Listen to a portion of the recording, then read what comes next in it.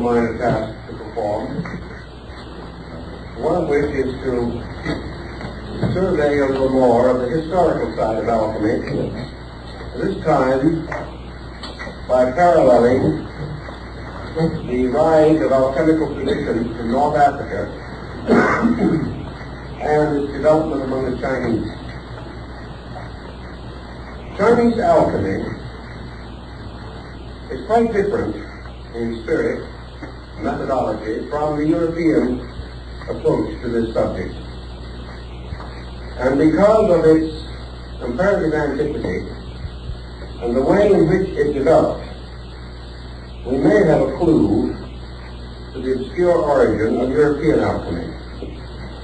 We've already noted the great rise of the alchemistical symbolism with its extravagant use of emblematic devices and elaborate formulas coincided with the rise of the other mystical schools in Europe, and it should not be regarded as ancient as is popularly supposed.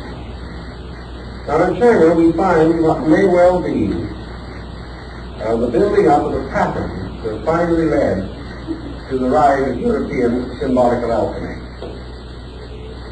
In China, this mystical art is associated with the cult of Taoism. So we'll have to examine for a moment Chinese philosophy, for in China, alchemy stems directly from philosophy, a link which we do not have in the West. We're not sure of the relation of these groups. But from the study of the Chinese, we may well begin to re-evaluate our Western historical approach.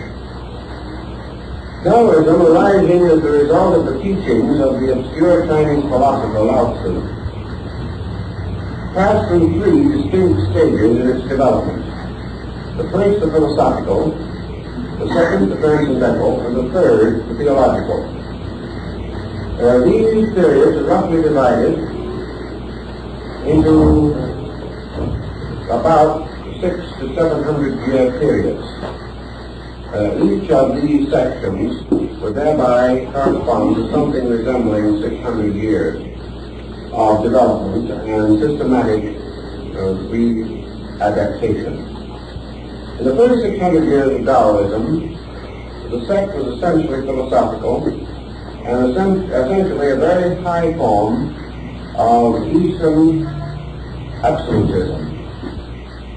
Lao Tzu was not only a mystic, but a very profound theist in his interpretation of the essential principle of Tao, or universal being. Hardly had Lao Tzu passed on before his followers, disciples, and several other Chinese scholars who became distinguished in the descent system began to expand and elaborate the essential principles which he had taught. This period of expansion resulted in several recensions of the basic text of the group, and terminated about the beginning of the fifth era, or shortly thereafter. During this first period, we have a parallel with the first period in Buddhist philosophy, which was essentially a powerful ethical agnosticism. But gradually it became evident in popular usage that the abstract principles of pure philosophy did not have sufficient vitality for masses to result in any strong development of sects or groups. The pure philosophy was simply too deep for the average person and did not come close enough to his own living experience. Therefore, the gradual transition took place, in which a series of compromises by interpretation increased the romanticism of otherwise abstract mystical learning. So beginning around the 3rd century AD and continuing till the 5th, 7th century, Taoism passed through what we would call a transcendental or purely metaphysical period. And it was in this period that alchemy arose among the Chinese. And it arose among these Taoist monks and scholars and sages was begun to think as much in this manner concerning the essential teachings of the original master, the ancient master. If universal consciousness, which was the goal, was to be achieved by man, then there must be certain methods or means whereby this consciousness can be more closely associated with the human being. And the Taoists, taking the attitude based upon a very brief statement in the Tao Te Ching, came to the conclusion that Tao, or universal life agent, the universal principle, existed in everything, but was more abundant in some things than in others. Therefore, in order to increase Tao, or consciousness, or life being within the individual, he should gradually associate himself with those things in which this principle was most abundant. Become very close to the Paracelsian theory of union, that certain living things had a larger share of this essential energy than other things. We believe that in a different way on a scientific level today. We believe, for example, that certain foods contain more nutrition than others. And to the Chinese, nutrition, the essential element of nutrition, or basis of it, was Tao, or life.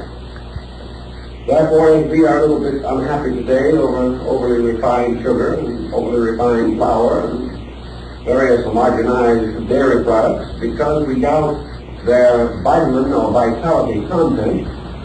So the Chinese in this early period were speculating as to the essential abundance or deprivation of nutriment or nutrition within the various elements of food and the various foods concentrating Tao within the body of the human being.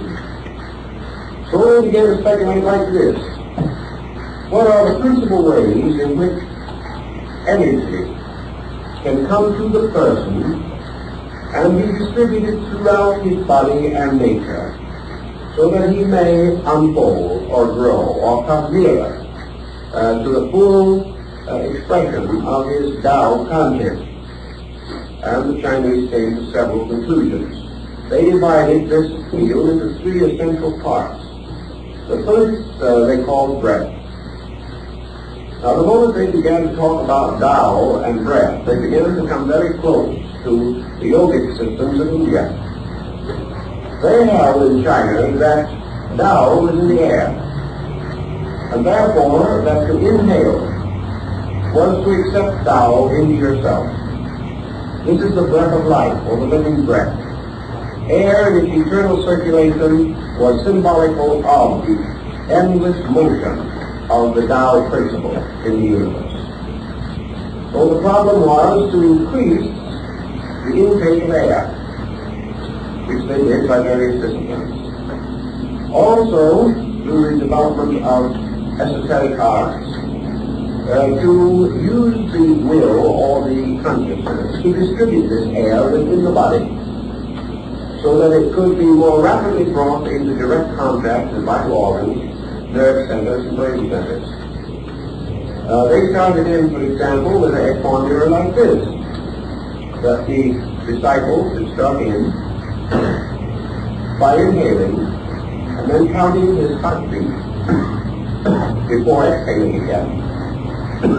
He could start by inhaling, holding his breath, and counting his heartbeat up to 100.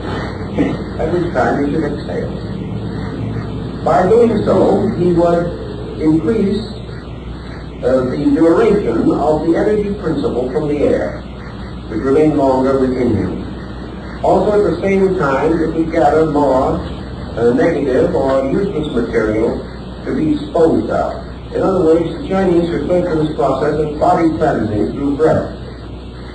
They held that the sage, through practice over a period of years, could finally reach the point where he could hold the breath and count to 1,000, which would be quite a long time, probably 2 or 3 minutes. And also, during this period of time, would accomplish what they call body cleansing. Now, the second part of breath was The Tao is absolute rhythm. And you can estimate the parallel between, for instance, this Chinese policy and Western calisthenics. You can see a good Westerner get up in front of the window, open it up, beat on his chest, take a deep breath, and actually explode. This is our way of doing everything. It's not subtle by any means. But then the West is not subtle. But the Tao is well subtle. So he told them what to do. He said, before you do this breathing process, you should take a feather and suspend it on a very fine thread or hair about 6 inches in front of your face. And in the process of both inhaling and exhaling, you must not disturb the feather's motion. You mustn't cause it to swing or sway or move. In other words, you must both inhale and exhale very quietly, without any sense of pressure. You must not hold the breath until you burst and it all comes out with one fell swoop that would blow the feather across the street. You have to do this all very rhythmically, very subtly. There must be no obvious breath. There must be no obvious exertion. It must be gradually to bring this process completely within the control of the will, and the breath moves so quietly, so silently, so subtly, that only those who were well acquainted with the system could even detect that you were breathing. Thus breath becomes absolutely smooth, as the Chinese call it. And by so doing, you have less and less human interference with this motion or rhythm. So the breath was one way in which they thought to cleanse and transform the internal part of the body. Now, the second thing they recommended was, of course, diet. And in the case of diet, they had some very strange ideas. For example, the Chinese rejected all grains. Instead of wheat being the staff of life and all that type of thing, they rejected grains of all kinds, the 5 grains which they knew. They said that the grains were detrimental to Tao. They insisted mostly upon fruit and green vegetables and foods that were exceedingly light. They felt that any weight of food within the body, even though this weight might be of a very solid and substantial nutritive quality, was too coarse, too mundane, to serve the purposes of Tao. That the universal energy principle found in plants was most easily assimilable directly from a living plant that was uncooked, and that it was also assimilable from the plant itself, rather than from its fruit or seed. Therefore, the stalk, the stem, the leaf, the flower even, was more abundant in Tao than the final consummation of this plant in its fruit or seed. Because in the process of transforming into its final fruit or seed, a transition occurred in the nature of Tao, and it was not so readily available to the body. Thus the Chinese held that universal life could be quickly taken in to certain types of plants and plant life. And in their mystical speculations, they listed a number of food products which were exceptionally powerful in this element of Tao. Now, the third phase of their research dealt with what they call discipline. Having used breath as one means, having used food intake as the second, the third was the actual use of the mind and the consciousness itself to draw or collect Tao. We then come in again to a very mystical expression of their concept or doctrine. Not only did they use the attention of consciousness to draw this energy, but they then moved this consciousness throughout their own bodies, directing Tao and distributing it by a voluntary action of the will. But whether it was the food or the breathing or the consciousness, it all had to be very rhythmic, very subtle, with a minimum of action of any kind, a floating of life upon the surface of action. Never for a moment this tremendous intensity with which we associate activity in the West. Now the purpose of these 3 disciplines was the achievement of the mystery of immortality. And this corresponds very largely with the Western alchemical concept of the elixir of life. This mysterious substance that if properly prepared and properly used would prolong life indefinitely. The Chinese have an old character who lived, according to their records, probably around 1,000 years BC, who was their equivalent to Methuselah. He's supposed to have lived 800 years. And he's supposed to have lived almost entirely on Tao. In other words, he was maintained by an invisible energy in the air. And these Chinese scholars were quite confident that by means of a complete adjustment of their own bodies, their minds, their emotions, their diet, their breath, their thoughts, a complete adjustment with Tao or universal life, that if they could become like immortality, they would be immortal. And there are many legends in their mystical writings concerning these wonderful sages and saints, like the old teachers of the Jade Mountains, who gained incredible longevity, simply nourished by Tao, or as they would have called it, by the elixir, or the magical agent, the mysterious power of the universal life principle. Even the Chinese use the term medicine or substance or elixir to represent this Tao or free energy in space. Now this approaches on a level of principle very close to European alchemy, except that yet we are not catching very many of the alchemical terms as we know them. The Chinese term for universal medicine is very similar to the alchemical. But we do not have the paraphernalia, we do not have the retorts and the bottles, we do not have the laboratory and the bellows, and we do not have the elaborate alchemical or chemical formula symbolism which we have in Europe. But the end to be attained is almost completely the same.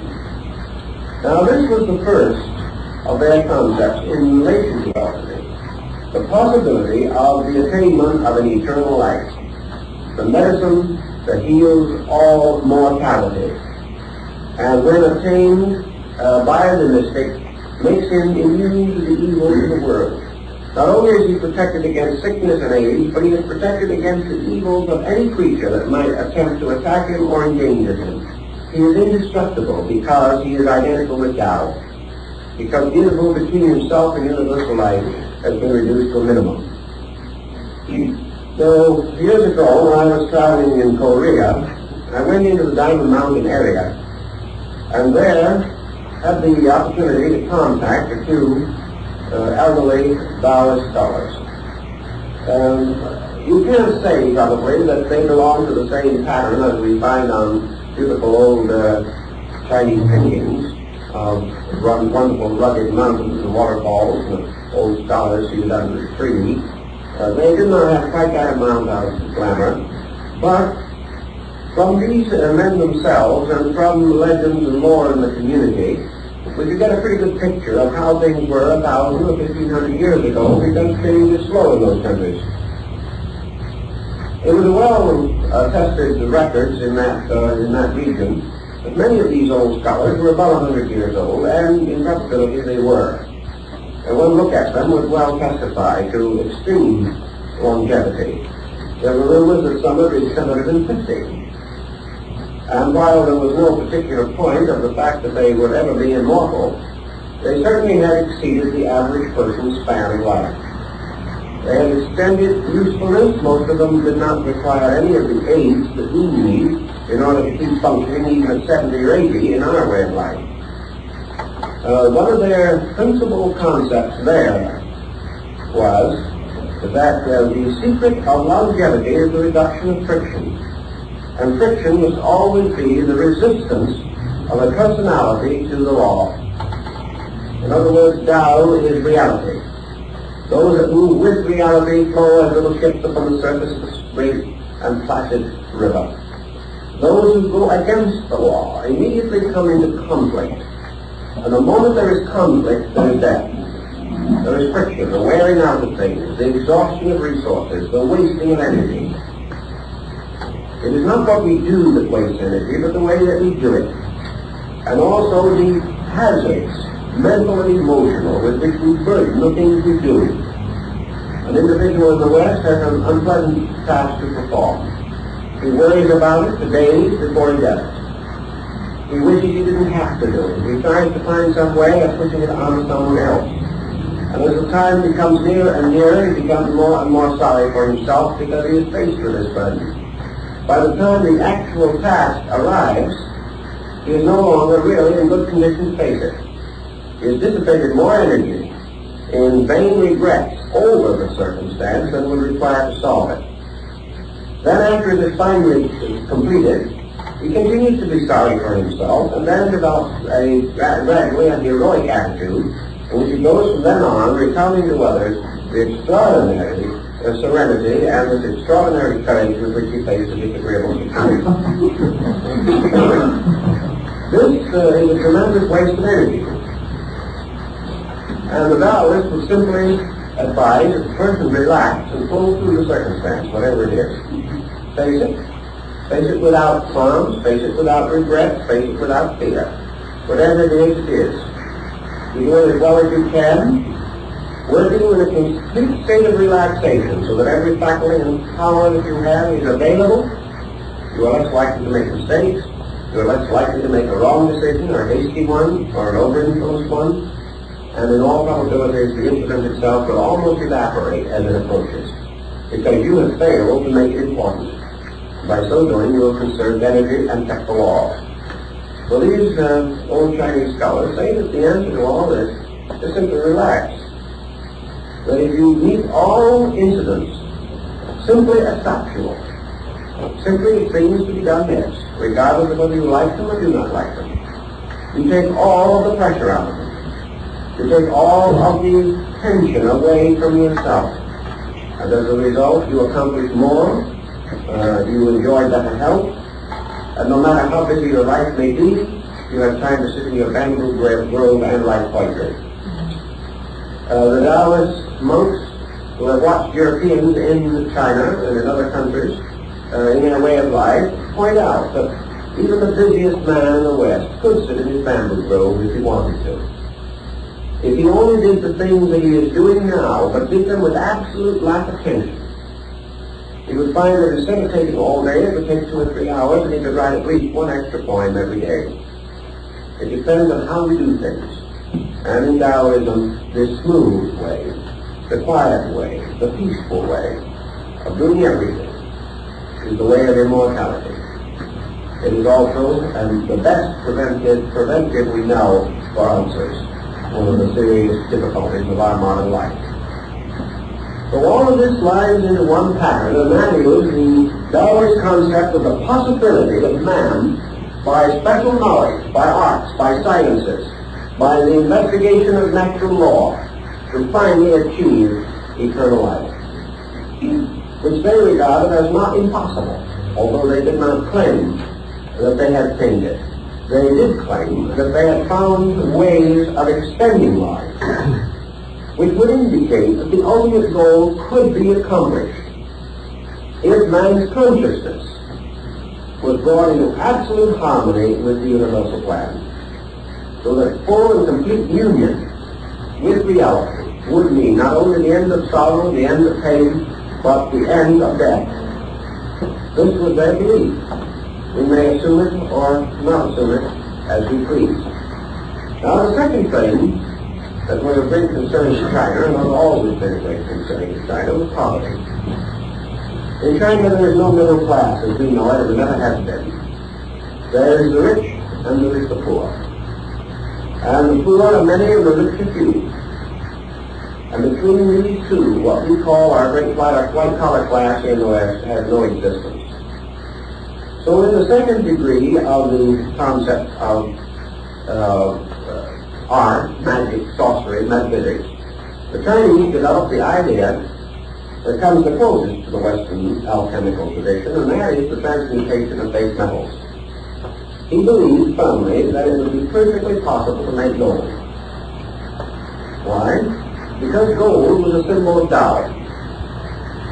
Gold, as the most precious of all substances, was an appropriate emblem of reality, the most precious of all things in space. As the gold represented the light of the sun, the light of reason, the light of wisdom, the light of truth, so gold represented the great treasure.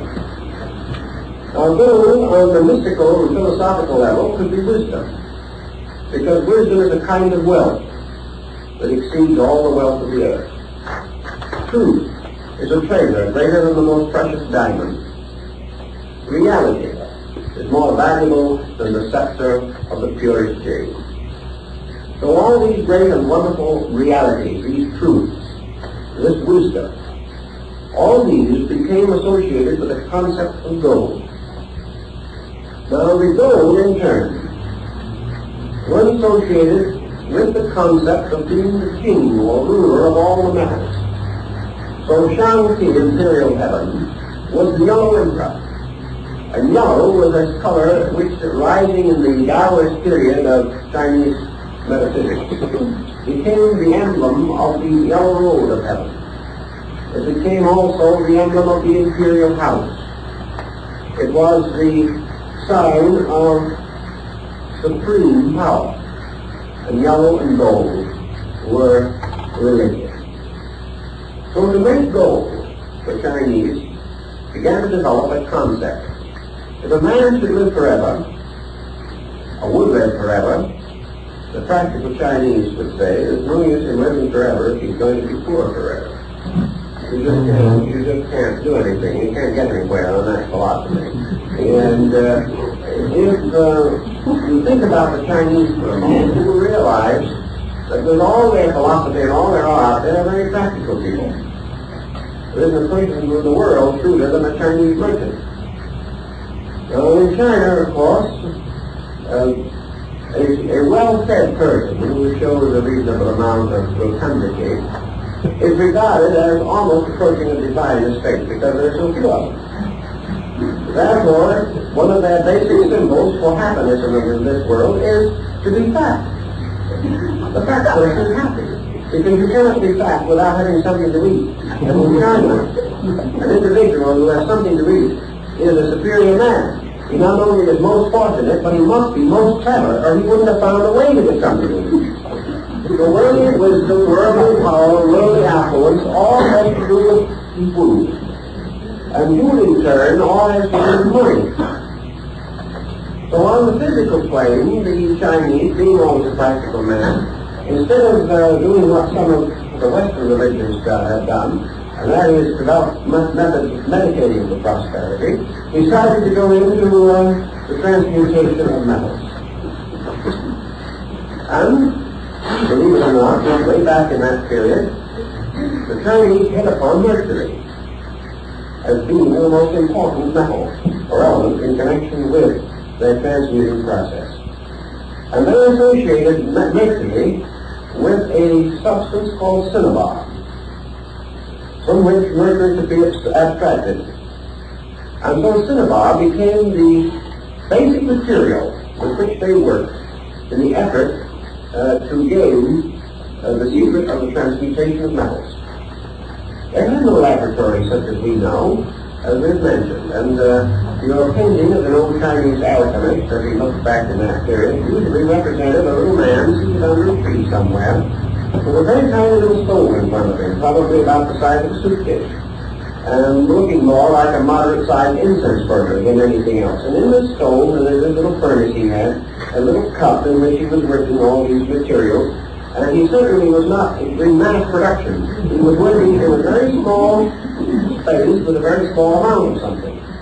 But he was very busy and just as conscientious and solved in his activity as any Western chemist.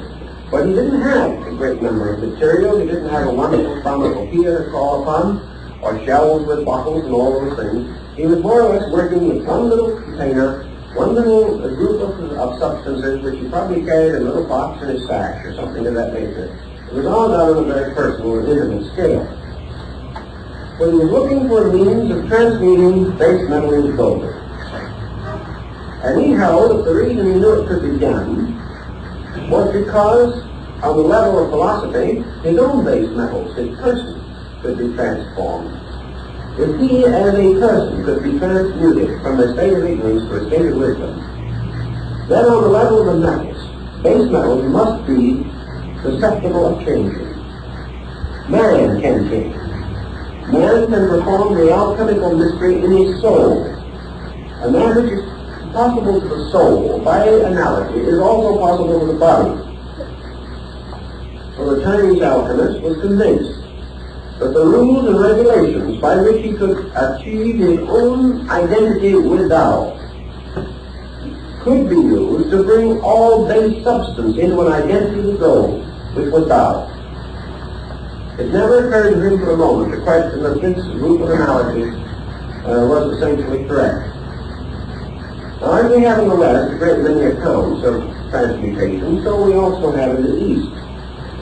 And there are many old Taoist hermits who are supposed to have been able to go on indefinitely, performing great and wonderful charities, and by means of the gold which they were able to manufacture.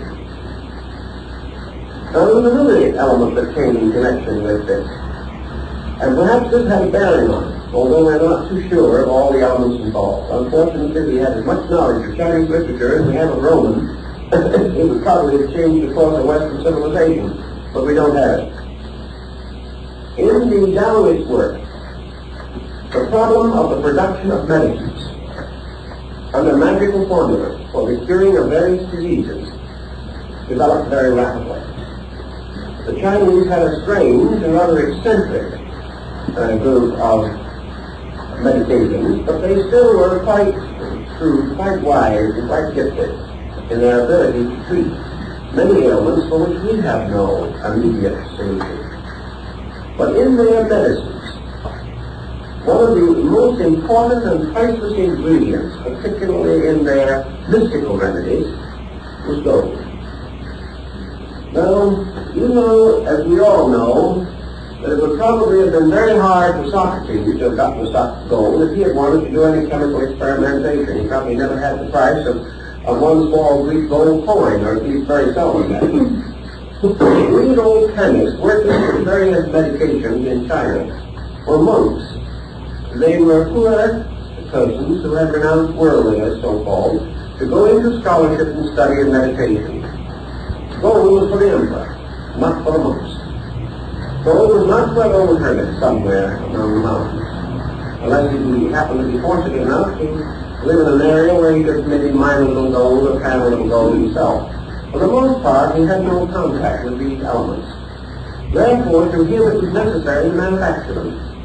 And there is a legend or tradition that the Taoists made gold for the purpose of their medicine, not for its own sake, but because they needed it as an ingredient in something else. Not being able to buy it, not being able to afford to get it, and not being likely to receive it as a gift under the economic conditions of China. They had to learn some way of making and manufacturing either gold or a synthetic material which had the same attributes. But in the course of their experimentations, they also manufactured synthetic stones. They manufactured synthetic jade and amber. They perfected a great many chemical formulas added to the European alchemists who gradually enriched the entire code of chemistry through their various researches in related fields. So we have the second of the two desirable things. One is the elixir of life. The other is the transmutation of metals and the formation of synthetic stones, which is the equivalent of the philosopher's stone. So they were working on the same basic story, but they came about it a little differently. Taoism continued to exercise a comparatively powerful influence in China, especially in this metaphysical field, until about the 7th or 8th century, when it began to tangle with the newly rising strength of Buddhism. Buddhism has been introduced into southern China about the beginning of the Christian era. Some say slightly earlier, some say slightly later. But there probably was an impermanent foundation in the 1st or 2nd century BC and a permanent foundation about the 2nd century AD. So that Buddhism was coming in. And Buddhism was already also passing through a transition period. Buddhism moved into China about the time when it began to expand its own transcendental doctrines, moving from the philosophic foundations to its own metaphysical foundation. At this period, Buddhism came in with quite a different viewpoint from that which was in China at that time. Buddhism also brought a certain amount of alchemical and chemical speculation with it from India, where for a long time scientific research had been more or less intensively carried on.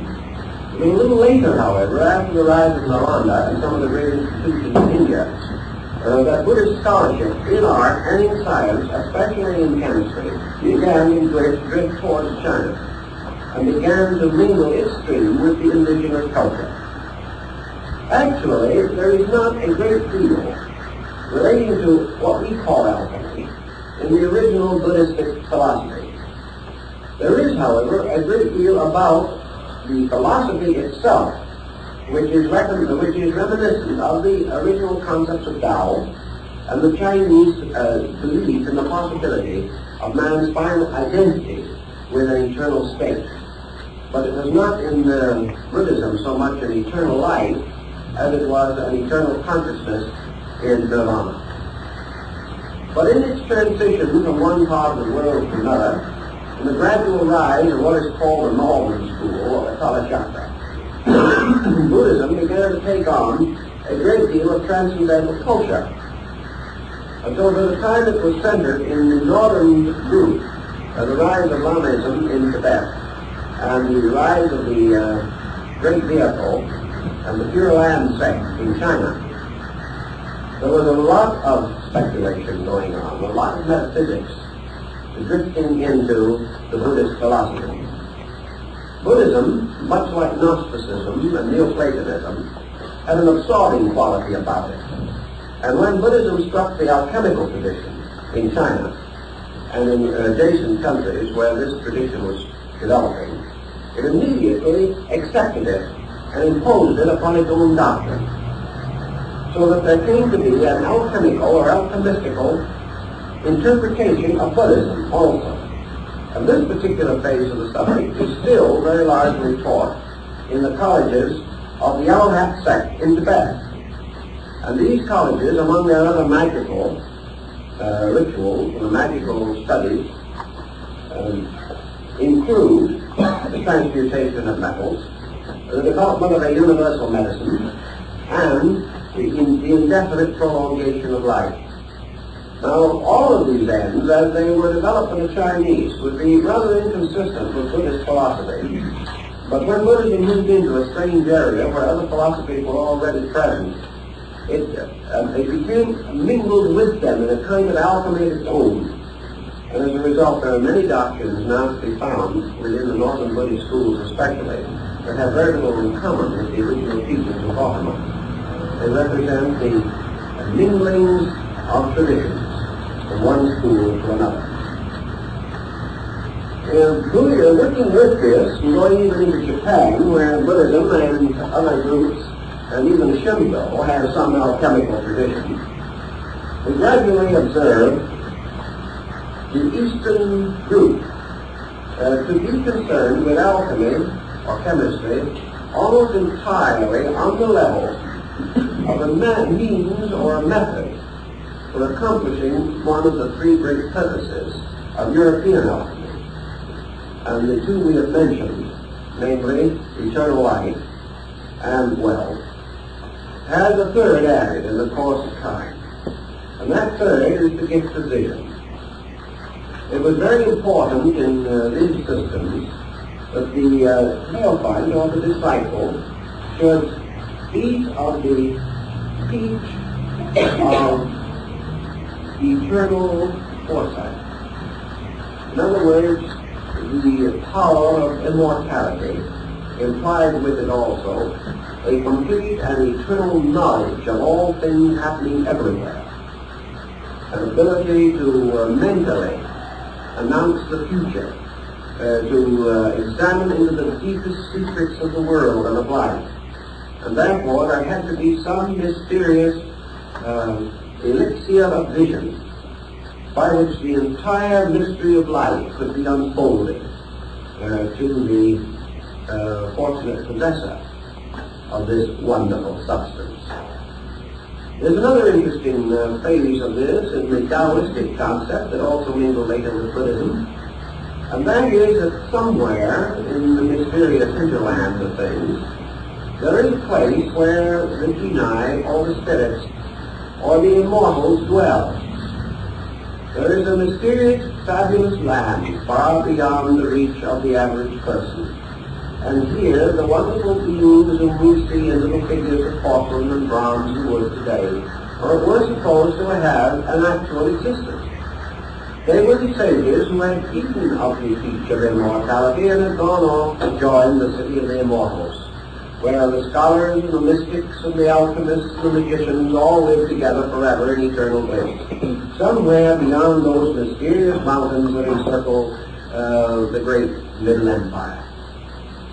So your would-be alchemist, your mystic to come, believe definitely in the intercession of those who had already achieved the mystery. Because when you have immortal life and eternal wisdom and all wealth, you are a kind of super being. You might come floating down out of the sky riding on the back of a plane, for example. Or you might step off of your familiar dragon in front of his house someday and explain to him all the secrets of life. They people definitely have the belief that there were spirits, and that these spirits possess these secrets. In Europe you had the same thing, because you had elementaries, and Paracelsus even believed that you could capture and hold these elementaries or beings, that they could give you the secret of the stone and all these wonderful and mysterious powers that have to do with the control of the elements of nature. So we now have the sage, the perfect one, the mysterious elder, who has the stone, and who becomes the equivalent of the European adept. And the Taoist adepts are these wonderful, pleasant-faced old gentlemen with long beards and high foreheads. They're associated with wonderful creatures, dragons and griffins, and wonderful birds and beasts, with knotted staffs and crooked sticks in their hands, and carrying bottles and carrying baskets and carrying bags in which all the paraphernalia and wonders of their knowledge, these was all concealed. Sometimes the genii would sit down on the bag and the bag would float up in space with him. It was anything you wanted. It was magic. And in this second period of Taoism, everything was magic. And magic also could cause you to communicate with these beings. And these beings could take you to the city of the gods, and there they could teach you this mystery of the stone. They could give you the secrets and formulas that you had sought for so desperately and so patiently through the years. So this phase of the alchemical tradition in China parallels very closely after Europe. The beings in Europe were not quite so fantastic, but the essential principles were the same. That it was possible for you to receive instruction from a master of the art who had already achieved this. Because in alchemy, it's perfectly possible for you to share knowledge. You lose nothing by it, the other person gains, but his gain is not your loss. Therefore, there is no particular reason why you shouldn't help him. In China, then, we have all of this tradition building up and growing and developing, and it finally comes out to us after maybe 2,000 years in what we call today flower arrangement. Whether in the Moribana school or the Ican schools of Japan, the arrangement of flowers, the tea ceremony, all of these things, the incense ceremony, all have to do with the same principles, the same rules, the same ideas that underlie the Taoist concept of alchemy. So we'll take a little time to go into that, and we'll try to show you exactly what is intended. Now we mentioned in the Western tradition the presence of three essential elements, which must be united or brought together in the mystery of the stone. In the West they're called the king and the queen and Mercury, or sulfur, salt, and mercury. Now in the Chinese concept, the sulfur is called heaven, the salt is called earth, and the mercury is called man.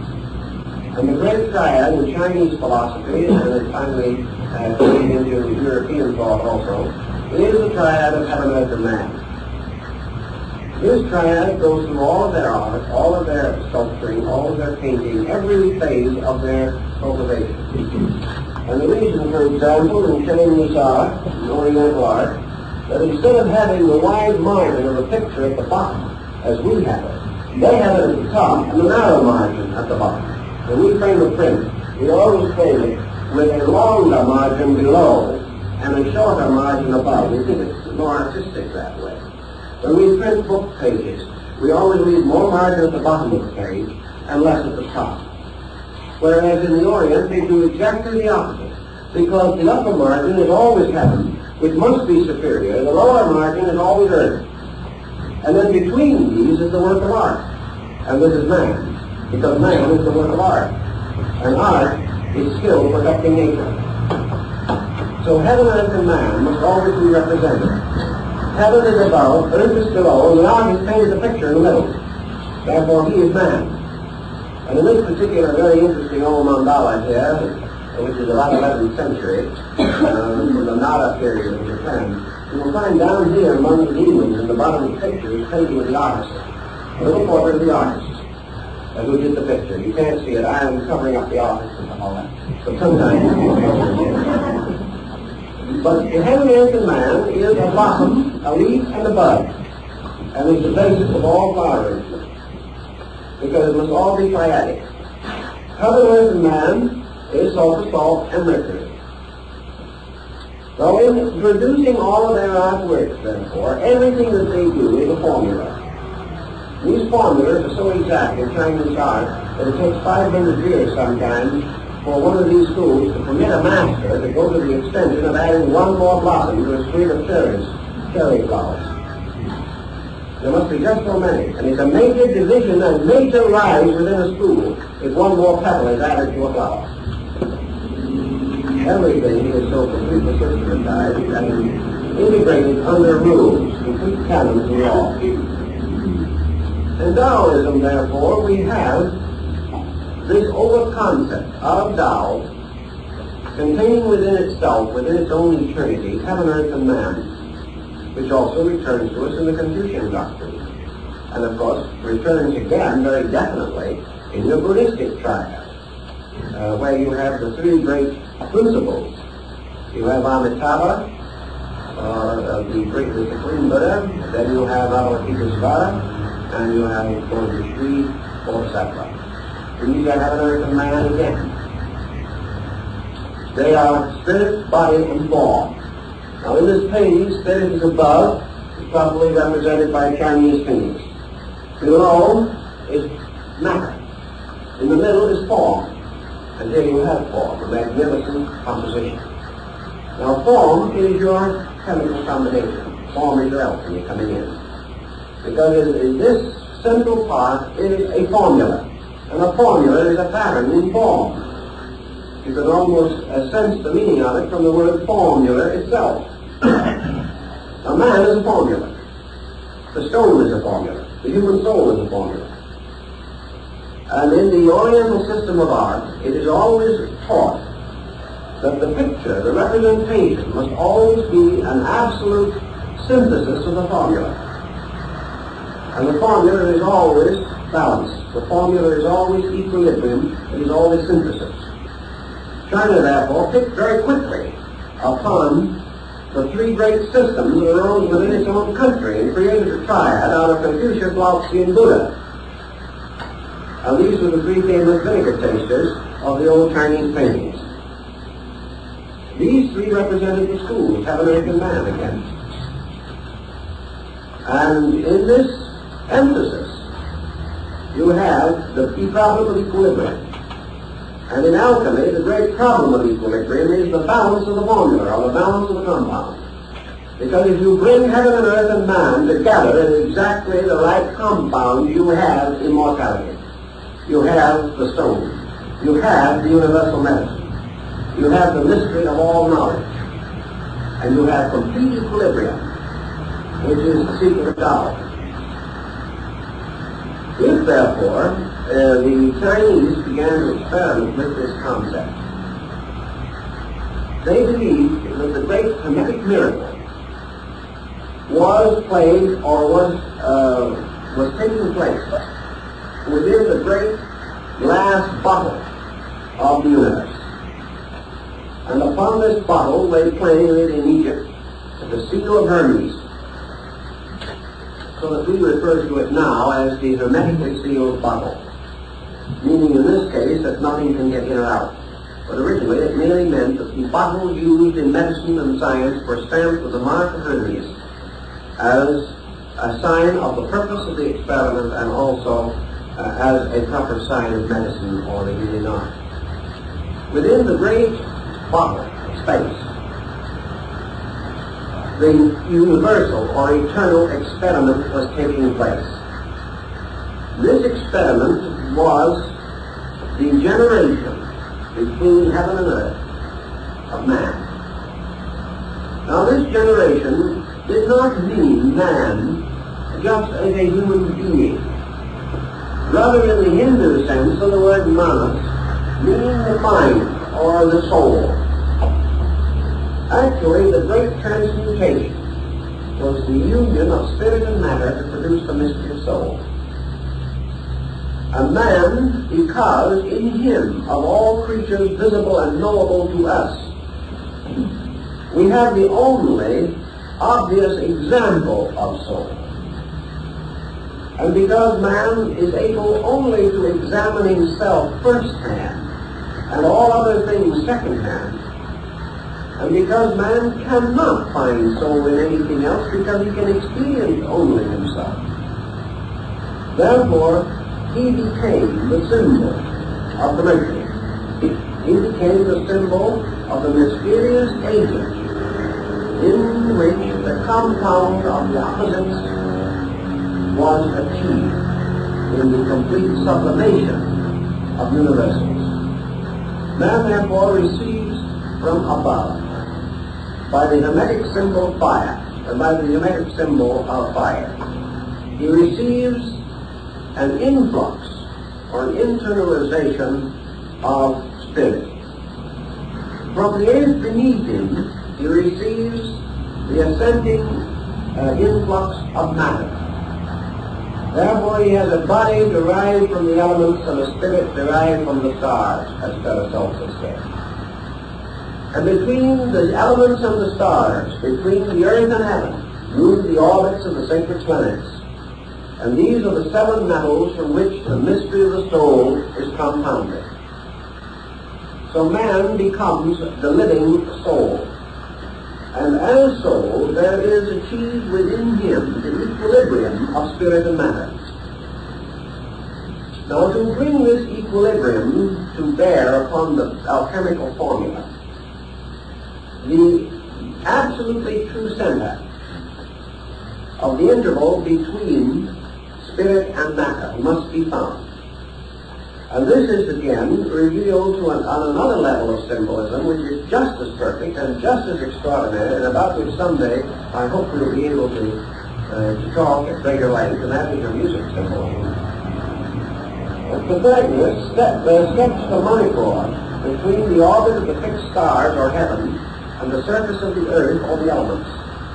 And he caused this chord to be marked along its way with frets to break the chord, or to break the string of the one-stringed instrument into the harmonic intervals.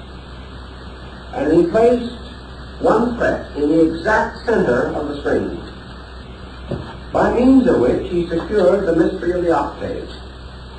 And in so doing, he placed this fret in the position of the sun in relation to the solar system, the way the ancients studied it, so that he caused the absolute point of equilibrium of tone to correspond with the body of the sun. And he caused this in man to correspond with the spiritual nature of the heart. And this sun, therefore, we come to again in alchemy. And from the salt and sulfur, the opposites, mingling together, we have in spirit united to matter the middle distance or meridian of form, the octave point on the thread or cord. And here we have the sun, which is the focal point of the world form being the perfect compound of spirit and matter. Now, as the sun occupies this mysterious central point, the sun is therefore gold, because the sun is produced alchemically in space by the mingling of the opposing elements. And all the great work of heaven and earth is achieved in the production of the sun, or gold, the core of the great world of metals. In this way, the philosophy of alchemy says that wherever there is absolute equilibrium, there is a sun. And that all planets and all other bodies are off balance. Wherever there is the sun, there is equilibrium. And the moment this equilibrium occurs, the sun becomes creative and causes to move from itself a series of unbalanced polarities and forms a solar system.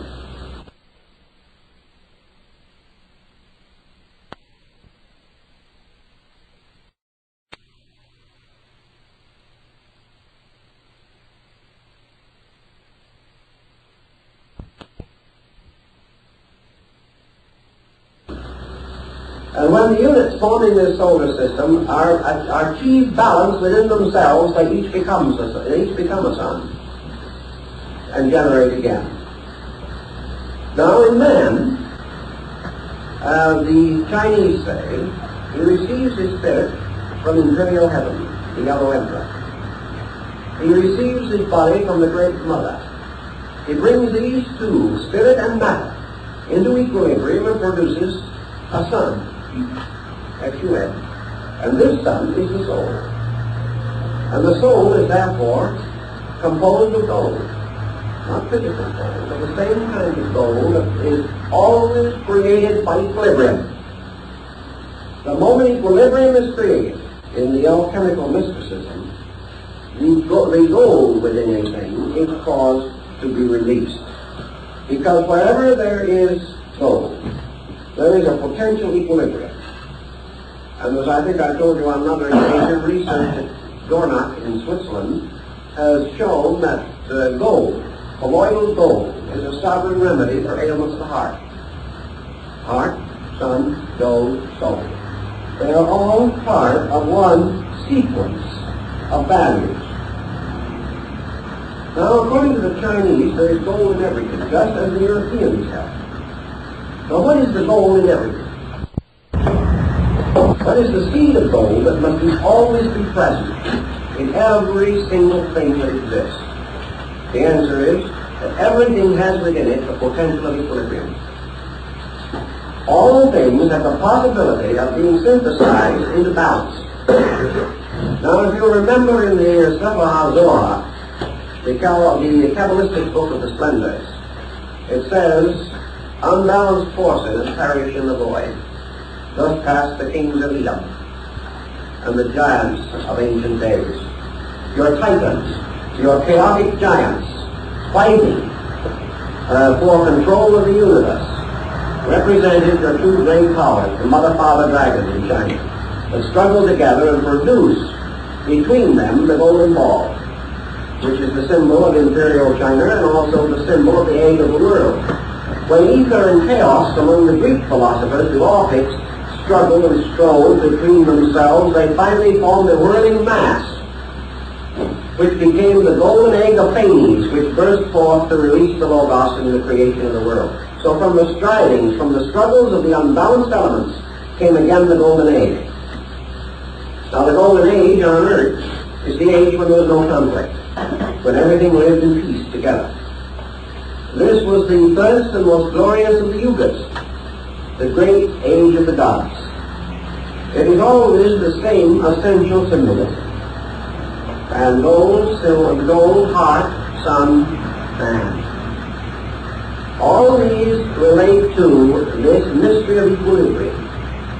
So the Chinese, naturally, following all nations that have had metaphysical speculation, came to the conclusion that in some way man's own nature, the etheric field, the magnetic body, his aura, the totality of it, was a box, a crystal room, in which his soul was generated. And we hear in the age of chivalry how Merlin went to sleep in an age of glass. We hear how the hermetic homunculus is created in the womb of glass. We have this glass, which again is the psychic field of the human being, in which the mystery of his own equilibrium takes place. This mystery of equilibrium is represented in the Chinese by the yang-yin combination. The circle with the twisted form in it, which forms half black and half white content of the circle, but the two parts do not divide the circle evenly, but have that effect which we now recognize in connection with one of our large radio companies, which uses this yin-yang symbol. And also, I believe it was used for a number of years as a symbol by the technocrats. It is a symbol of the two half spheres, but they're in motion, so that the hemispheres appear like two sperms, or two living creatures, sometimes each one with a dot or eye in it. Occasionally, this field is divided into three twisting sperms, and is often surrounded by the Huangpo and the various emblems, the trigrams and the hexagrams of the Chinese Ican or classical changes.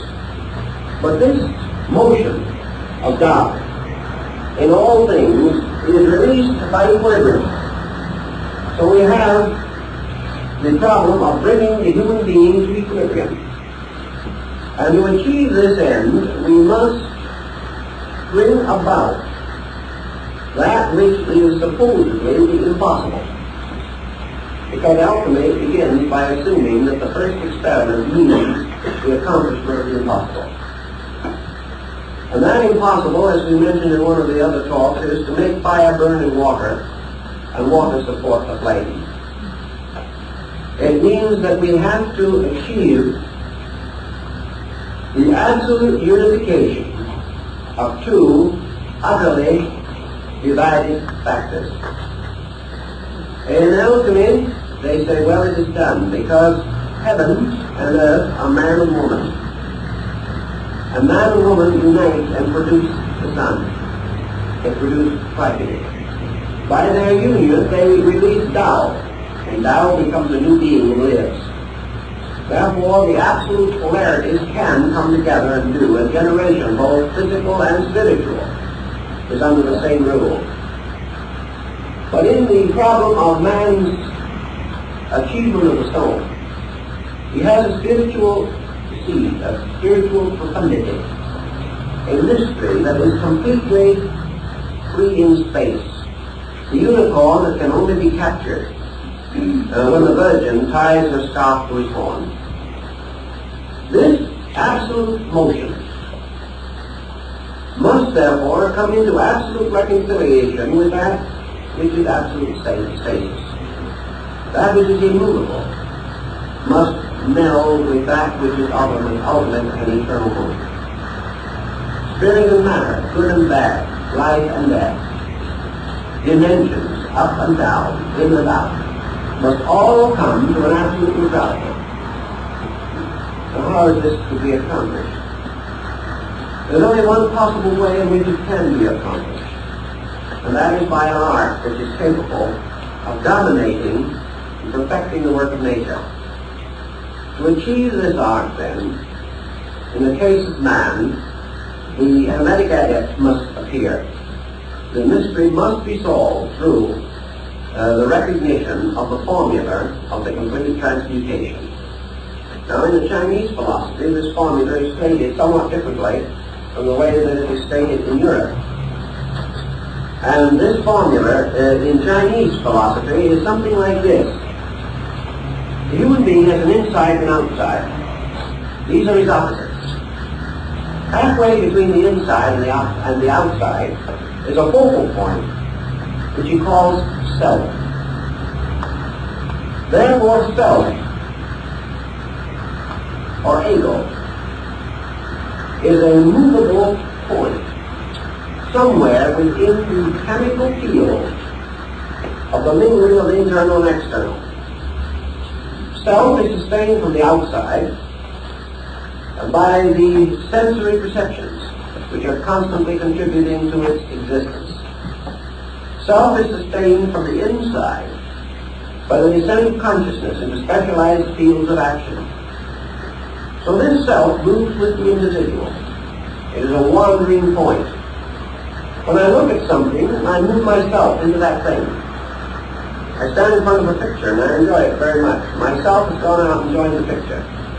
After looking at it for a few minutes, I get tired of that and I think of myself again, and it goes into my pocketbook perhaps and stays there for a little while to make sure that everything is safe and sound. Then after a few minutes more, it has another little bit of vagary bestowed upon it. It travels elsewhere. It travels off into something I want to do. I want a vacation next summer, so it goes off and joins the pine trees up in the mountains somewhere while I look at it. Then the self comes back and thinks a little bit about the job it's supposed to be doing to make a living here. Then the self drifts off and identifies itself with family and friends and children and begins to worry about them. Then the self picks up the new daily paper and at this moment identifies itself with the stock exchange. This self is forever moving upon the focus of its own point of awareness. If I have a pain, myself is there. And that is why it hurts. If I have two pains at the same time in different places, myself is hopelessly confused and forgets to hurt in either one. Because it cannot divide. If I stub my toe, myself immediately anticipates and visualizes the process of falling. When I'm hungry, myself goes out and wraps itself around the concept of food and begins to draw it towards me like a little amoeba or something of that point, or a gasteropodia of some nature. But myself is forever in motion. Today myself has a new idea, and I think Emerson is the greatest philosopher who ever lived. Next day I find out that Emerson had a bad disposition, so I move over and my philosophy centers on Immanuel Kant for a little while until I find out he took 10 years to propose to a young lady, and that doesn't sound like very good philosophy.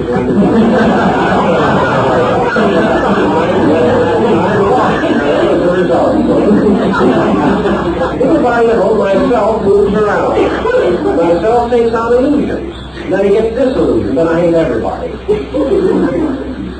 I hate everybody but myself. Because I will never accept responsibility for what I do if I can possibly avoid it or shift it anywhere else. So this self, in Chinese philosophy, can best be diagrammed by something that would look like the track of an earthworm wandering through several feet of terrain. It goes in all directions. Now in the West, we think of the self as a center, from which everything radiates and which forever remains the same. But the Chinese and the Hindus do not. They recognize this self as something that is like a will-o'-the-wisp. And its abode is anywhere and everywhere. And that it is an untamed thing, which has to be bridled. And it has to be captured and held and trained, like the wild horses of the gods, or no one can ride it. And that in this wandering around from here and there and everywhere, there is no balance. And that the work of alchemy is to draw the self inevitably and irresistibly to dead center and leave it there, so that it occupies the position of the dot in the circle. The moment it reaches dead center, it ceases to move, and everything else moves around it. This dead center is the true formula, the true point of the precipitation of the soul. Now, how to get this to dead center involves practically every system of philosophy that we know. We recognize at least 7 great systems of philosophy and religion, religious philosophy for the most part, descending from ancient times. These, each of them, corresponds to the talisman or figure of one of the 7 planets. For the 7 religions and philosophies radiate the truth just as the 7 planets reflect the light of the sun. Therefore, the religions of the world are a series of formulas, of metals, which are involved in this transmutation. And whether we like to believe it or not, the essential principles of all these 7 must be used to project the stone, because all these elements must release the diamond core which is in them. And the world, in its search for the transmutation of the world body or world form into the world soul, must and has achieved all that is achieved through the alchemy of the transmutation of the 7 planets or the 7 great religions and philosophies. They are all part of the same formula approached on a different level. So here we have man surrounded by his 7 sensory perceptions, 5 active and 2 latent. And we have him trying to transmute the wanderers, which is the meaning of the word planet, and bring them into a focal point. And in this focal point to generate the diamond self. Now the self, instead of being actually the source of these various energies, such as will, thought, emotion, is really the focal point of their own activity. Man's self does not generate his emotions or his thoughts. His emotions and thoughts generate his self. Therefore, the self is often the victim of heredity, bad heredity, in this particular case. The imbalance of emotions and thoughts represent themselves to us as the crippled offspring, like the Egyptian god who was lame in his feet because of the sins of his parents. And in this case, the sins of the parents are the sins of the heart and mind, resulting in the deformity of the soul. So we have the problem of getting this projection of the soul, the absolute equilibrium. And in the Chinese thinking, how do we do it? We do it by following very closely upon the basic instructions of Lao Tzu. Inasmuch as the Chinese insist that this wanderer, the centralizing self which is never centric, is forced out of center. That it wanders because it has to, and not because it wants to. It wanders because it is the victim of the intensities of the emotions and the thoughts. Whatever we feel, whatever we think, the self must serve. Therefore, we bind the self like Samson was bound to the millstone of the Philistines. We blind the self as we blinded Samson. And we make this focal point the slave of what we may term emphasis. It is the thing by which we attach ourselves to any given object of attention. It is supported by our own will to do these things, by our own desires, by our own strategies, by our own thoughts.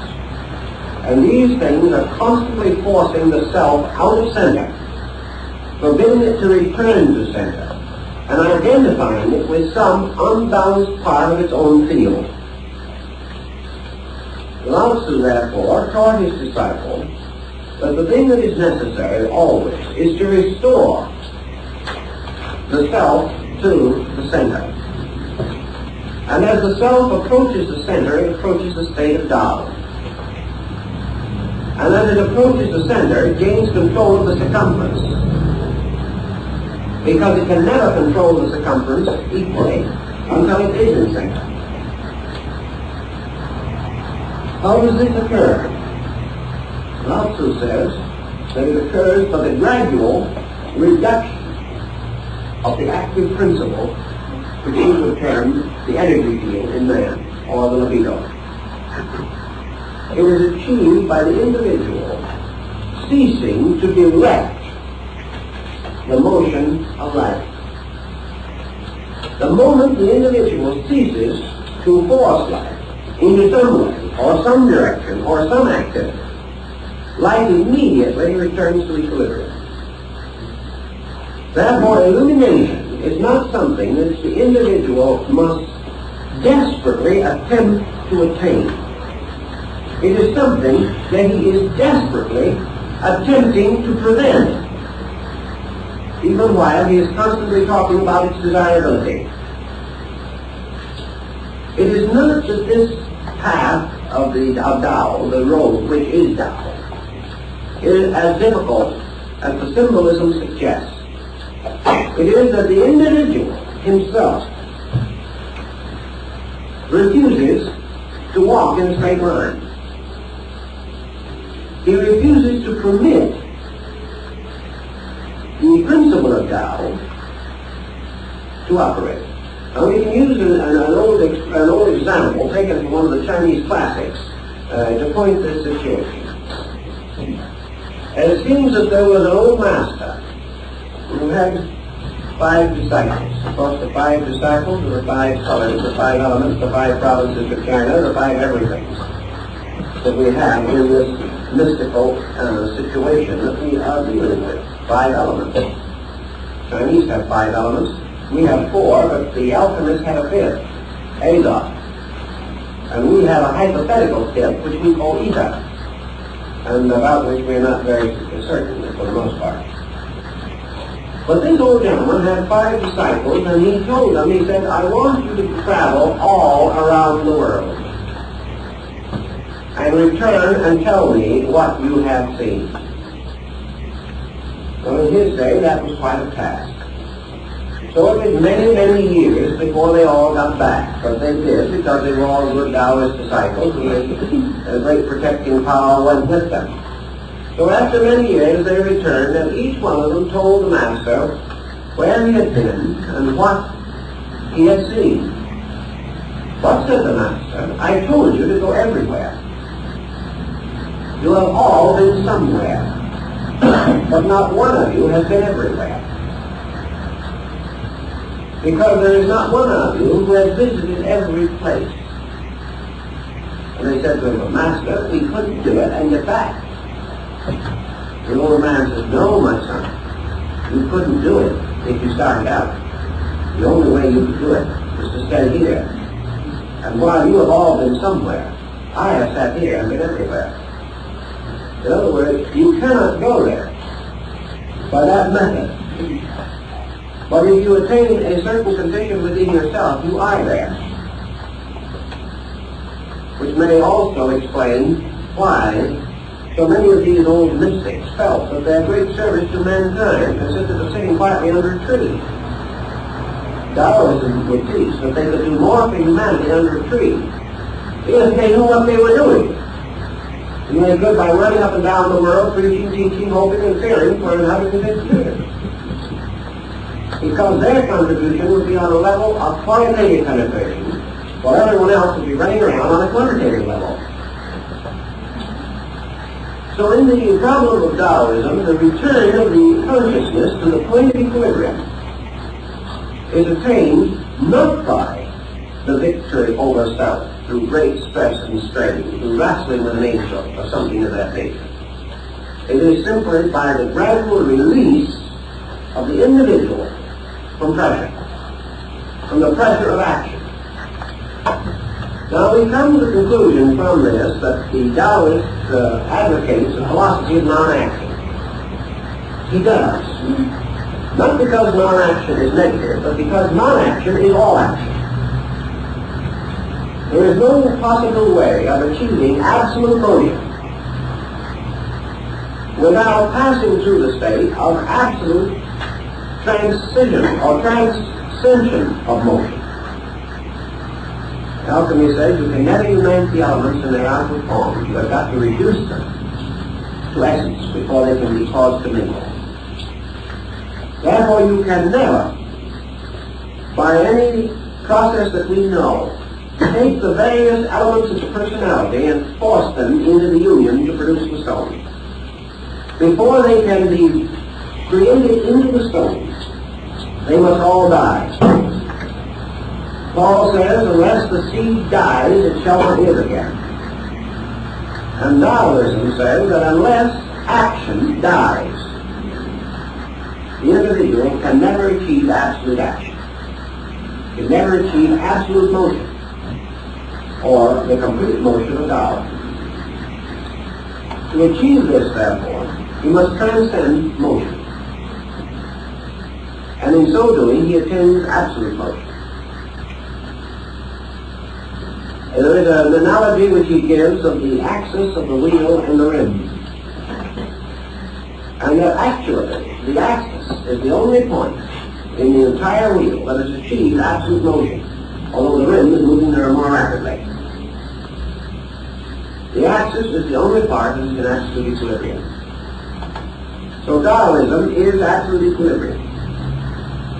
And in the attainment of it, by the reduction of spirit and matter to their basic elements, to their basic principles, by the complete separation of them from action and inaction as we know it, they precipitate the motion of Tao, which is absolute action. And this is the absolute stone. This is absolute light and absolute immortality and the universal medicine and the absolute source of wealth. Because all these things depend entirely upon the individual achieving absolute balance within his own consciousness. When he achieves that balance, he then generates, he then achieves the creation of the crystal monculus. Because out of that balance, the union of spirit and matter within himself will form his own psychic system, his own psychic nature. And he becomes a living soul with a spiritual core and a new transcendent nature or transcendent being, as the Chinese call it, within himself. This being is like the Taoist genii. It goes everywhere. It rides on the unicorn. It rides on the dragon. It is absolutely free from fetter and bond. It achieves everything by becoming completely free of everything. It is the only free spirit in space. And it is the only thing that cannot die. Because death is always unbalanced and conflict. And if these two cease, there can be no death. So the diamond soul of Northern Buddhism, which supports the world, Vajrasattva, is the same thing, the same principle again. Buddhism has the same essential symbolism in the tremendous dynamic inaction of its religious art. The majority of your Buddhist figures sit serenely upon the blossoms of a lotus, with their eyes half closed, in complete posture of repose. Symbol of transcendent action. Symbol of the experience of Buddhahood, and representing to the Chinese consciousness the experience of Tao. Now once Tao has been established within the individual, and his inaction becomes dynamic from within, every motion, every action, every manifestation of himself has to be with absolute rhythm. From that time on, anything that he touches becomes priceless because of the perfect energy of his own consciousness. Anything he does perfectly. A good example of that is your technique in your Zen school in Japan of painting and art. When the Buddhists or other religious artists decides to paint a religious painting, he doesn't get a model. He doesn't start in making sketches. He doesn't go through any of the procedure of the Western artist who may do almost anything from chewing his pencils up and down. The first thing that he does before he paints a religious subject is to realize the free subject must be released. It must express itself from within himself. Therefore he begins by meditation. He stretches his silk where he is going to use it. He sits down quietly in front of it and enters into an inner experience of life. And he gradually releases from his own consciousness, his own understanding of the thing he wants to paint, moving it from within his own internal completely.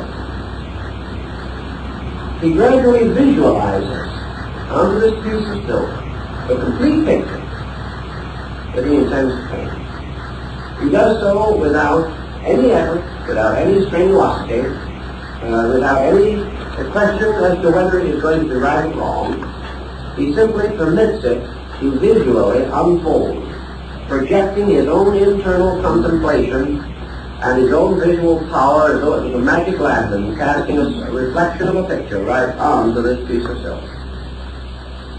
In some instances, it has been known that the artist would sit and look at the piece of silk and meditate upon it for 2 or 3 years without taking so much as a piece of crayon or or an ink slab in his hand at all.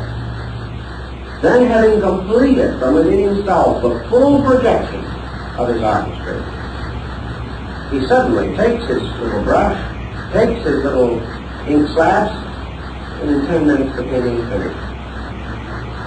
As one artist said, it took him 10 years and 10 minutes to make a painting. Everyone thought he worked on it for a long time. He worked for the 10 minutes, and he grew for the 10 years. And the combination was a great work of art. This is the motion from within. This is the idea that the Chinese try to express in Tao. That it is the Tao, or universal rhythm, coming out and finally possessing the individual that makes it possible for him with an infallible stroke of his brush, which never needs to be corrected. In Chinese art, you never change a line and you never correct one. It has to all exist within your consciousness, and even your hand has to be so accurate and so completely possessed by the picture that many Chinese artists, when the time comes to paint it with their eyes closed and never have to change the line. They have visualized this thing, their hands have actually visualized. The great Shingon monk in Japan, Carpo had such tremendous concentrational power in this particular situation that he placed a brush between each finger of both hands, remained in meditation until he had completed the concept of his picture, dipped the brushes this way into 10 different slabs, each one with a different shade, and with his eyes closed, painted the picture with 10 brushes at one time, because there was absolute concentration within his own consciousness. So this is the stone, as far as China is concerned, this terrific power. This man can never need anything in this world, because his own incredible internal can sustain him through anything. In India, a holy man going through the forest is seldom molested by an animal, simply because his consciousness will not permit it. In the Eastern Chinese concept, the entire projection of this from within self is so tremendous that it corresponds with what the Western alchemist calls projection. He uses the term in European alchemy. That he is able to release the stone, release the dynamic, release the universal medicine through himself. There is also a story in China of a great artist priest who was called to tend to a man who was sick. And after he had sat and watched the sick man for some time, this monk asked for a piece of silk. It was set before the sick man on a little frame such as they use for painting. And after watching the sick man for a certain time, the monk reached over, dropped his brush into the ink slab, raised the brush and made a peculiar line on the silk, just one line. The sick man got well. Because the monk had captured the peculiar rhythm that was broken. And as the eyes of the sick man followed the rhythm of the line, it restored him internally.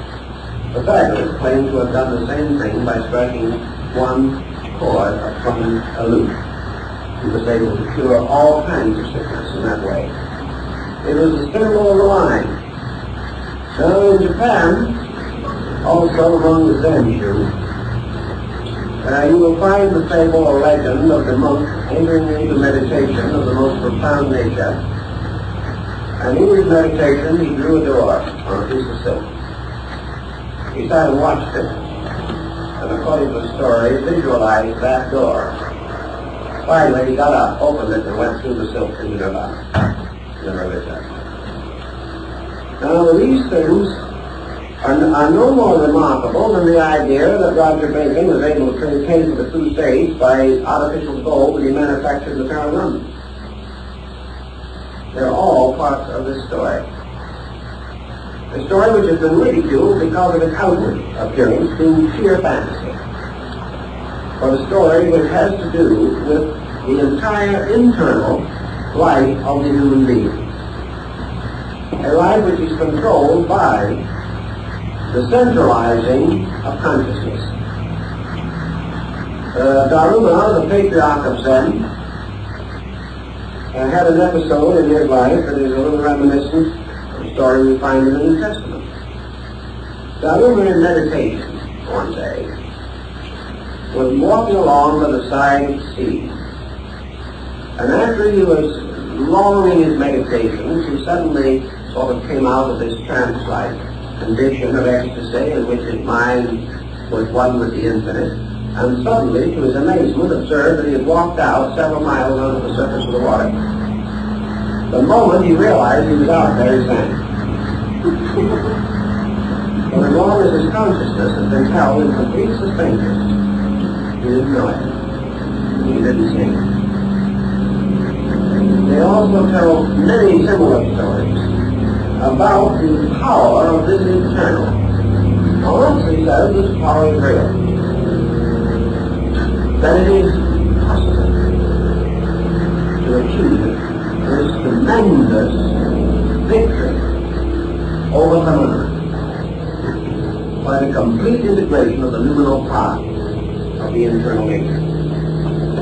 This constitutes not only a victory over the world, but a victory over the great cyclic laws which control the activities of the unenlightened. Buddha is said to have risen victorious over the power of the 7 planets. In the same way, the alchemist transmuting the 7 souls which make up his psychic nature and attaining complete transcendence over them and causing them to form the diamond soul, or the great adept self, achieves complete release from any limitation conceivable to the human mind or emotions. Therefore, he is completely without stress or strain. He is without tension. He is without negation. He is without any imbalance within his own nature. Therefore, like space itself, he is immortal. This was the Chinese concept of the transmutation, and I believe that the European concept, under the symbolism, were practically identical. There is no question in the world that this symbolism moving into the Near East influenced Arabic thinking, and much of our so-called chemical speculation came to Europe from Arabia and from Iran and from other areas in that general region. These chemical and physical chemical experiments are interesting for another reason. Which came first? Was alchemy the mad mother of chemistry, as some would have us believe? Or did physical chemistry arise from man's gradual recognition of great symbolical patterns within his own psychic nature? Is chemistry one of the expressions of the soul itself, interpreting itself through the symbolism of medicine and chemistry, and to a certain degree in philosophy and mathematics, all of which are involved in this subject? I am inclined to think that the alchemical symbolism arose out of man's own psychic recognition of these laws, and that man, attaining to a degree in sleep, the relaxing from tension which he does not experience in daily living, that in sleep and dream phenomena he comes a little nearer to the threshold of this equilibrium. Sleep is probably a kind of equilibrium on a negative level. It is a kind of transcending of action. Therefore, sleep, death, initiation in the mysteries, all of these were always carried under one group of symbols. Sleep was always a symbol of death. Death was always a symbol of initiation, because it represented a transformation, a complete change of polarities. And in alchemy, the death of the matters, the death of man's 7 souls, must precede the resurrection. And in the Christian alchemy, from the death of the 7 souls arises the messianic soul, which is seen as Christ rising from the tomb within the bottle of the alchemical experiment. If then we have this group of symbols all over the world, they seem to be trying to tell us that there is a strange and secret art, an art by which man may break this vicious circle of his own inadequacy. And whether we call this alchemy, or whether we call it Raja Yoga, or whether we call it mysticism or Sufism, or whether we believe it to be the religion of the dervishes, or Platonism, Gnosticism, orthodox, whatever we call it, it is all dealing with one thing, and that is the projection of the diamond soul. And that this diamond soul of alchemy is the soul in equilibrium, by means of which the individual becomes completely attuned to what Lao Tzu calls Tao, or absolute equal receptivity to universal energy. The universe around man, within man, is Tao. According to Lao Tzu, this universe is not only infinite life, but it is infinite wisdom, truth, love, law. It is not only all these moral things, but it is infinite nourishment, infinite supply, infinite availability. Everything that exists consists of Tao and nothing else, because there is nothing else. Everything that changes is Tao changing some appearance of itself.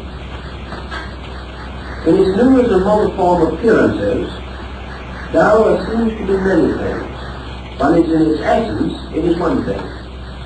Man, using the faculties which he has on the level of mind and emotion, looking at the universe, sees many things, but does not see Tao. Yet each of the many things that he sees is Tao. Therefore, he can say Tao is white. And you can also say Tao is red. You can say that it is sky and earth, that it is water and air. You can see it in the eyes of his child. You can feel it beating within his own breast. All of these things are Tao. But because of his nature, this Tao is infinitely broken up. And he can also see the phenomena of two things outside of himself in war with each other. He can also experience two feelings or two impulses within himself at war with each other. Therefore, he experiences through the division of his own faculties Tao as infinite diversity. He comes to it from an Aristotelian point of view. He cannot see the tree full of leaves. He cannot see the city full of houses. He may go so far philosophically as to admit that all these houses are part of the city, and that all these leaves are part of the tree.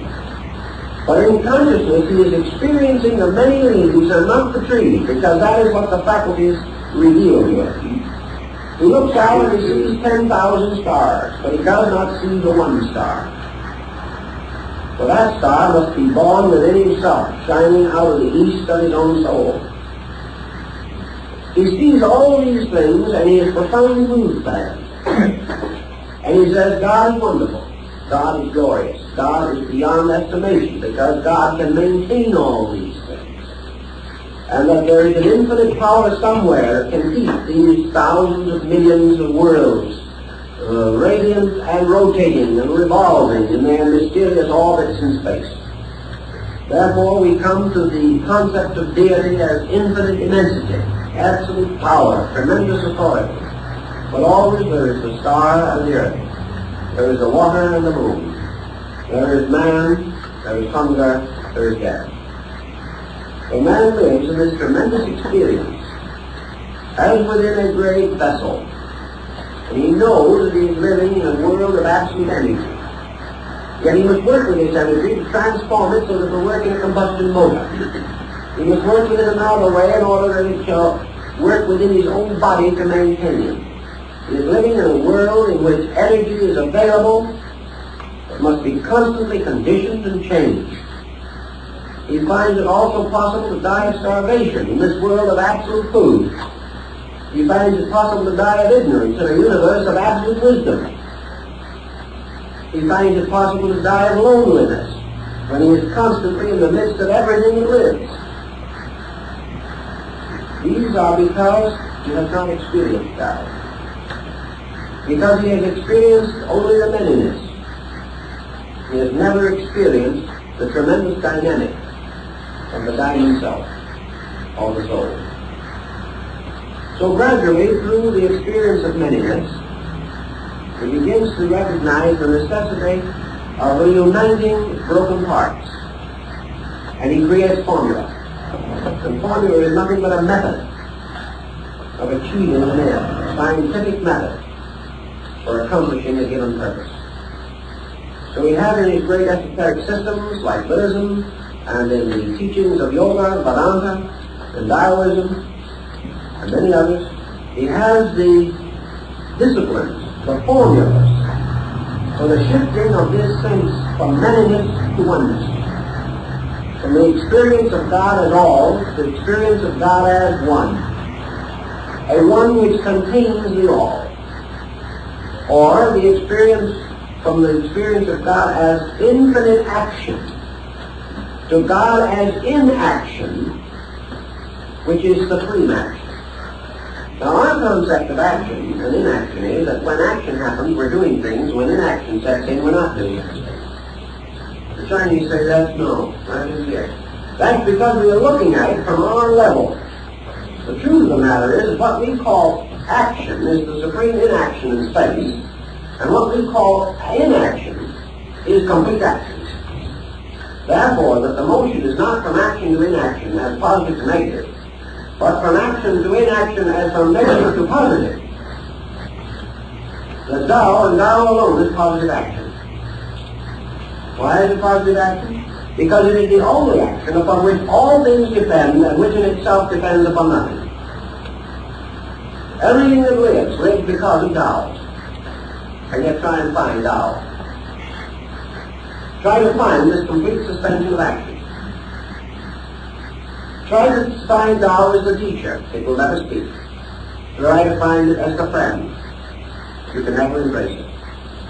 Try to find it as nutrition. You can never put it on a plate and eat it.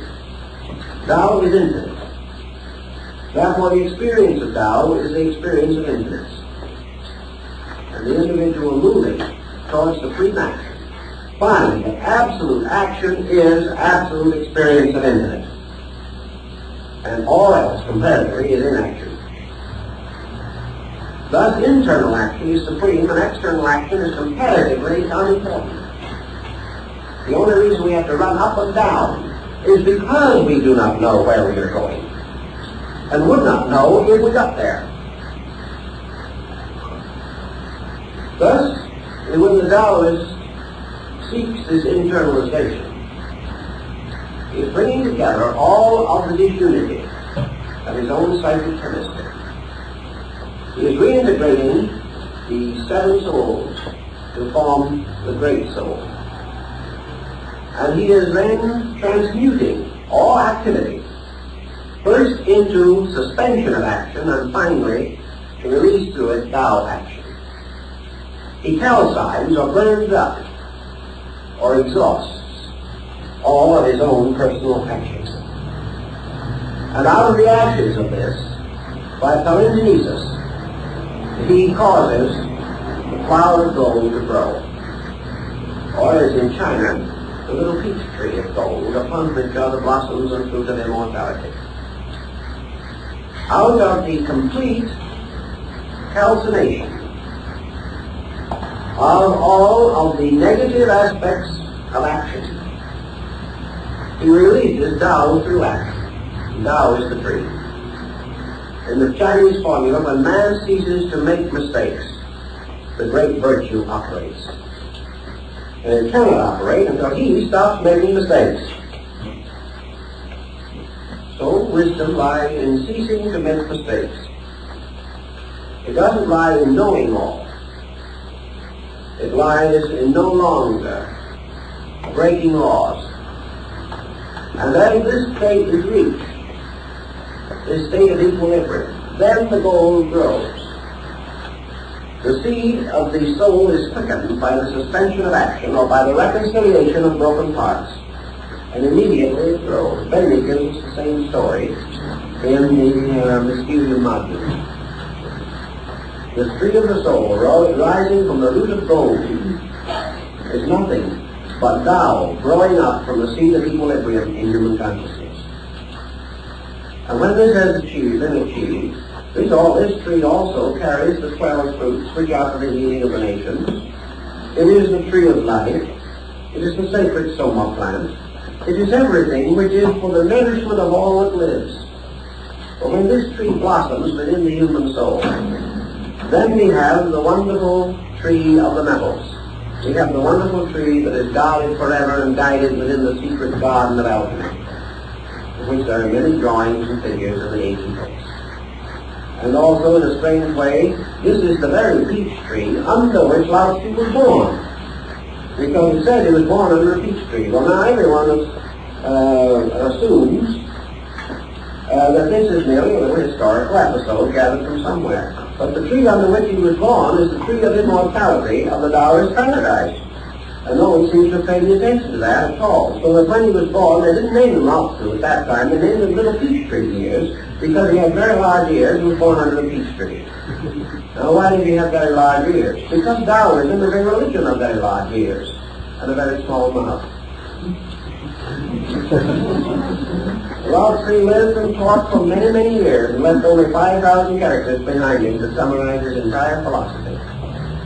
Taoism is not a philosophy in which you do a great deal of talking. It is a philosophy in which you are forever accepting into yourself, not giving up. But in accepting into yourself, you prepare for the release of the splendor of the sun. For once this tremendous jewel of immortality is cast within yourself, you burst into a sun. And from that time on, you are raised, warm, and preserve all life.